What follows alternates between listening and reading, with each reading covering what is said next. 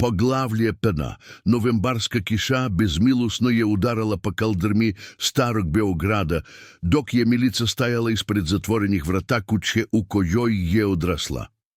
Njena majka, Jasna, upravo joj je bacila kofer kroz prozor, viknuvši reči koje su je pogodile jače od zimske hladnoće. Ili se udaj za Zorana, ili nemaš šta da tražiš pod ovim krovom. 23 godine imaš, a još uvek se praviš pametna. Milica je stajala na trotuaru, promočena do kože, držeći jeftini kofer koji je sadržavao sve njenu zemaljsku imandže. Njene tamne косе su se lepile za lice, a oči su joj se ispunile suzama koje se mešale sa kišom. Oduvek je znala da njena majka nije odobravala njene životne izbore, studije etnomuzikologije, odbijanje braka sa bogatim komšijom Zoranom, želja da živi drugačije. Mama, molim te, pokušala je još jednom, ali prozor se zatresao sa praskom, ulica je bila pusta. Stari beogradski zgrade su zurili u nju svojim izblelelim fasadama, nemim svedocima njene nesreće. Milica je znala da nema gde da ode. Njenih nekoliko prijateljica su živele sa roditeljima u prenatrpanim stanovima, a novca je imala tek za nekoliko dana hostela. Sa drhtavim rukama izvukla je mobilni telefon. Baterija je pokazivala 15%. Preglедала je kontakte, ali niko nije izgledao kao rešenje. Tada joj je u pamet pala profesorka Đelena sa fakulteta, koja je jednom spomenula da joj treba pomoć na nekom istraživačkom projektu u Vojvodini. Profesorka Đelena, ovde Milica Jovanović, znam da je kasno, ali... Glas joj je pucao. Milice, šta se dogodilo? Zvučiš učajno. Sljedećih pola sata Milica je sidjela u zatvorenoj autobuskoj stanici. Telefon pritisnut uz uvo, pričajući svoju priču. Profesorka Jelena je slušala pažljivo, pa vremeno uzdišući. Slušaj, imam kontakt jednog čoveka u Vojvodini, blizu Novog Sada. Dušan Popović. On ima veliko imanje i zanima se za očuvanje tradicionalne muzike, spomenuo je da bi mu trebala pomoć na imanđu. Nije idealno, ali imao bi gde da spavaš i da dobižeš platu. Bilo šta, profesorka, bilo šta. 2 dana kasnije, Milica je sedela u prevoženom autobusu koji je išao prema Sremskim Karlovcima. Kroz prozor je posmatrala kako se urbani pejzaž Beograda postepeno pretvarao u ravnevojvođanske poljane. Nebo je bilo svincasto sivo, obečhavajući još kiše. Njen kofer je ležao na sedištu pored nje, kao što je i ona, slomljen i umoran. Dušan Popović ju je čekao na autobuskoj stanici u džipu prepunom blata. Bio je muškarac na početku 40-ih sa čvrstom figurom koju je očigledno održavao fizičkim radom. Njegove ruke su bile grube, a lice obojeno vetrom i suncem. Ali njegove oči, tamno plave i duboke, bile su blage. Milica, njegov glas je bio dubok, ali ne preteči. Jelena mi je rekla za tvoju situaciju. Dobro došla. Tokom vožnje do imandža. Dušan je bio tih, povremeno pokazujući na razne lokacije. Tamo je vinarija Živanovića, najbolja rakija u celoj Vojvodini. Ovo je put prema Dunavu. Vole da sede ribari ovde. Njegovo imandže bilo je veličanstveno. Разкошна куча у традиционалном војвоđanskom стилу, sa širokim tremu, окружена sa 50 hектara землje, стаже за конже, съвременно упремljene икономски зграде, вучњаци кои su se простирали до хоризонта. Професорка каже да студираш етномузикологiju, rekao je Dušan dok je parkirao. Moja baka je bila pevačica. Nikada nisam znao šta da radim sa svim tim. Milica je osjetila prvi tračak na dezadane. Ovo je tvoja soba, rekao je Dušan, otvarajući vrata gostinske sobe na prvom spratu. Soba je bila jednostavna, ali topla. Drveni pot, beo krevet, pogled na voćnjak. Sutra ćeš početi. Trebaju mi ruke na imandžu, ali ako možeš i da mi pomogneš sa bakinom zbirkom, to bi bilo dobro. Gospodine Popoviću, ja... Dušan. Zovi me Dušan. On je stajao na vratima velikog odraslog čoveka kođije i pak izgledao neočekivano usamljeno. Dobro je imati nekoga mladog u kući. Otkad je moja žena otišla pre 3 godine, kuća je previše tiha. Те ночи Милица е лежала у чистим белим чаршавима, слушајучи како ветар завија преку равница. Први пут за дане усетила е нешто друго осим страха, можда почетак нечек новог. Поглавле двори, првих неделја на Иманџу биле су најтеже у Миличином животу, будила се у 5 ујутру, када е зимско сунце још увек било дубоко иза хоризонта.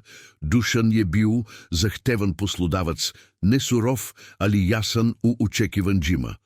Хранџење конџа, чишт шенџе стаја, помоч со зимском припремом землишта. Не можеш разумети земљу док ја не дотакнеш, говорио јој ја едног хладног јутра, док су заедно садили младе стабла јабука. Негове руке су биле сигурне, методичне. Моја породица е овде од 18 века, ова земља ја упила наше зное, сузе, радост. Милица ја учила. Njene ruke, nekada meke i neiskusne, postale sužilave. Naučila je da prepozna znake promene vremena u ponašanju životinja, razliku između plodne i iscrpljene zemlje, značaj svakog dana u poljoprivrednom kalendaru, ali njeno pravo otkriće bilo je u bakinoj šupi. Jednog popodneva, kada je kiša sprečila terenski rad, Dušan ju je odveo u staru drvenu zgradu iza glavne kuće. Unutra je bio blagahaus, stari tamburaši, frulje, daire, gusle, kartonske kutije pune požutelih nota, rakle sa kasetama. Mođa baka Mileva pevala je u narodnom ansamblu, objasnio je Dušan, polako dižući prašinu sa starog tamburaša. Obišla je ceo svet, ali uvek je govorila da najlepše pesme nisu na sceni, već ovde, u kućama, na pulđima, u vinskim podrumima kad se ljudi ukupe. Milica je dotakla instrument sa poštovanjem. Znate da je ovo istorijski blago. Neke od ovih stvari su vjerovatno iz 19. vijeka, onda im daj svrhu, rekao je Dušan jednostavno. Katalogizuj ih, snimaj, proučevaj, to je deo tvog posla od sada. U narednim nedeljama Milica je našla balans. Jutra na polju, popodnjeva u šupi. Polako je počela da dokumentuje bakinu zbirku, snimajući svaki instrument, prevodeći stare note, slušajući izlizane kasete sa glasovima koji su udavno utihnuli. Džedne večeri, dok je sedela za drvenim stolom u kuhinđi, transkribujući stare pesme, Dušan je ušao sa 2 po keramički kratera rakije. Treba da malo udahneš, rekao je, sedajući preko putanje. Radiš previše. Volim to što radim, odgovorila je iskreno Milica. Oboje, i terenski rad i istraživanje. Jelena mi je rekla da te je majka izbacila, zato što nećeš da se udaš. Milica je uzela gutljaj rakije, koja joj je pekla grlo. Zato što želim da živim na svoj način. Ona misli da sam ludača jer studiram nešto što nema budućnosti, kako ona kaže. A šta misliš ti? Mislim. Milica je gledala u svoje ruke, sada iscrpane od rada alijake. Mislim da prvi put u životu imam svrhu. Ovde, na ovom Imandžu. Dušan je kiman glavom pogledom plutajući do prozora gdje se vidjelo bezlično mrklo voćnjak. Moja žena me je ostavila jer sam opsednut zemljom, kao što je govorila. Želela je gradski život, restardioteke, a una društvo. I ja sam želeo ovu hladnoću, ovu tišinu, ovaj rat. Ne kajete se, ne, njegov glas je bio tvrd. Ali se kajem što nisam našao osobu koja razume. Neko ko vidi ono što ja vidim, lepotu u jednostavnosti, vrednost u tradiciji. Njihovi pogledi su se sreli preko stola i po prvi put Milica je shvatila da Dušan nije samo poslodavac. Bio je usamljena duša, baš kao ona. Poglavlje 3. Januar je daneo najtežu zimu koju je Vojvodina vidjela za decenija. Snijeg je padao debljinam od gotova metar, izolujući Imandže od ostatak svijeta. Put do sela bio je neprohodan. Struja je otkazala na 2 dana Milica i Dušan su radili kao tim. Ona bi nosila hranu za životinje dok bi on raščišćavao sneg, održavao generator, obezbedio da se sve staže grežu. Uveče bi sedeli pored kamina u dnevnoj sobi, fizički iscrpljeni, ali zadovoljni. Pričaj mi o svojoj porodici, рекла е Милица едне вечери, увијајучи се у дебелу чебат. Душан je гледал у пламен. Отац ми je умру кад сам имал 12. Срчани удар усред жетве. Мајка ја удржавала и манџе сведок низ самодрастал. Научила ме е све, да поштуjem земљу, да будем поштен, да никад не заборавим одакле долазим. Где е она сад, у Новом Саду, у старачком дому. Алцхаймер веќе не препознае никога. Негов глас je bio natopljen bolom. Посечуjem je svake неделje, ali to nije više ona. Милица je инстинктивно пружила руку преко простора коџи их je раздвајал, дотакнувши негову руку. Жал ми je, за това земља значи све. То je jedino што ми je устало од нje, од отца, од баке, ali убрзо je дошao неочекивани ударац. Едног фебру хладног јутра дошao je банкарски службеник sa документима. Велики полиопривредни конгломерат нудио je Душану огромну суму за иманџе, доволно да се удобно пензионише. 30 милиона евра, рекао je службеник као да нуди спас. Ова понуда истиче за месец дана. Након што je службеник отишао, Душан je седел за кухинским столом, главом у рукаман. Не чеш продати, рекла е Милица. Али то е више било питање него тврдња. Не знам. Негов глас je бил пун муке. Дугови су велики. Ове година je била лоша жетва. Још една лоша година и... Ти си ува земља, рекла е Милица страствено. Видела сам како гледаш своје вочњаке, како разговараш со кунџима.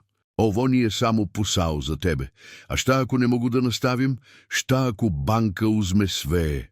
Милица je провела следеча неделја истражујучи опције. Контактирала е своју професорку Джелену, која е повезала sa културним министарством. Бакина збирка, када е правилно документована, могла е да донесе грантове за учување културне баштине. Организација за рурално развој могле би да обезбеде субвенције. Погледај, рекла ја едне вечери, показујучи Душану табеле и апликација која ја припремила. Ако претворимо део иманџе у културно-едукативни центар за традиционалну музику, можемо добити државно финансирање. Вочњаци могу постати органски сертификовани, веча цена, болџи маркет, постоje EU програми за младе фармере. Душан je гледao у njene pažljivo pripremljene dokumente, очи широко отворене. Колико си времена утратила на ово, колико je bilo потребно. Njene очи su blistale rešenošću. Neću dozvoliti da izgubiš svoju istoriju, jer neko bogati korporacija želi još zemlje. Nešto se promenilo između njih u tom trenutku. Душан je ustao, приближил јој се, ставил своје грубруке на njena лица. Ко си ти? Прошептал je. Девојка која е дошла sa кофером у новембру одавно je nestala. Па стала сам некако припада, отговорила je тихо. Он je полюбен njeno čela, нежно као благослов. Знам. Поглавлje 4. Март je doneo топлину и могучности. Захвалджујучи миличиним настојанџима, иманџе je добило грант Министарства културе. Душан je odbio ponudu корпорације, уместо тога дефокусирајучи се на одрживи органски приступ. Милева одбијање културни центар je званично отворен у априлу. Стара шупа je реновирана, препуна инструмената која je Милица акталогизовала. Студенти етномузикологија долазили су на праксу, локални музичари су држали радионице. Душаново иманџе постало je живо средиште традицијне. Никада то не бих могao сам, рекао je Душан, едне вечери док су стајали на трему, посматрајучи сунце како залази над вочњаком коџи je процветао. Бил сам превише укопан у прошлост, превише уплашен од промене. Нису промене лоше, одговорила je Милица. Njena рука природно налазечи негову. Само моражу бити праве промене. Моја мајка би те волела, рекао je тихо Душан. Имаш njenu снагу. Током пролеча, njihov однос je процветао као вочњаку ко njih. Нису журили, обоје су знали вредност стрплjenja. Али измеđu заедничких јутара на полју, поподнева са студентима и вечери планирање будучности, изградили су нешто чврсто. Едног мајског јутра, Милици je stigla poruka od majke. Прве речи у месецима. Чула сам где си, чула сам шта радиш. Можемо ли да причамо? Милица е показала поруку Душану. Шта желиш да урадиш? Упитал е. Желим да јој покажем ко сам постала, одговорила е Милица. Али не треба ми njен благослов више, веќе га имам, овде, са тобом са овим животом коđи смо градили. Неделју каснije, Јасна е дошла на имандже. Била е ненамештена, очигледно узнемирена. Али када ја видела своју катеши, преплануло, јако сречно, нешто у njenom лицу je попустила. Ниси онаква какво сам те одгожила, рекла е Јасна, али без горчине овај пут. Не, сложила се Милица, болја сам. Показале су јој ресонувациону шупу, во чнџаке, планове. Душан je bio ljubazan, ali rezervisan, štiteći Milicu svojim prisustvom. Zaljubljeni ste, izjavila je Јасна, не као питање. Милица je pogledala Душана, кој je vratio погледу sa топлином која je говорила više od речи. Да, рекла je jednostavno, že smo. Јасна je uzdahнула, дуго и дубоко. Никада neću razumeti tvoj izbor, ali vidim da si srećna, to je nešto. To nije bila dramatična pomirenđe kođu su hollywoodski filmovi prikazivali, ali bio je početak, mali, nesavršen, ljudski. Kada je Đuli došao, imandže je bilo živahno. Studenti, volonteri, turisti zainteresovani za tradicijenu kulturu. Milica je predavala časove o vojvođanskoj muzičnoj istoriji. Dušan je vodio ture kroz organske vačnjake. Jedne večeri, sedeći na istom tremu, gdje se njihova priča zaista započela, Dušan je uzeo Miličinu ruku. Znaš da je trebalo da budem blagodaran profesorki Đeleni, rekao je smešeći se. Ali zaista sam blagodaran tvojoj majci. Mojoj majci? Milica je bila zbunđena. Da, jer ako te nije izbacila u onu noći, nikada ne bih upoznao najpametniju, najhrabriju, najlepšu osobu koja je ikada kročila na ovu zemlju. Poljubio je njenu ruku za čas svetumerom kođi je stvorio jedan grad do narednog. Želiš li ustati? Upituo je. Ne kao zaposlena, ne kao gošća, kao partnjor, dopunila je ona, kao neko ko pripada. Kao neko koga volim, šapnuo je. Da, odgovorila je, oči pune suza koje su ovaj put bile od sreće. Moj odgovor je da. Vojvođansko nebo iznad njih bilo je puno zvezda, besprekorno i beskonačno. Zemlja ispod njihovih nogu bila je ista na kođu su Dušanovi preci obrađivali generacijama. Ali njihova priča o devojci koja je izgubila sve i našla sve, bila je potpuno nova. I baš tako, usred voćnjaka kođi su mirisali na proleće i obećanđa, Milica konačno razumežu istinu. Ponekad moramo biti slomljeni da bismo bili izgrađeni ponovo, jači, pravodniži, spremni za život kođi nismo mogli zamisliti.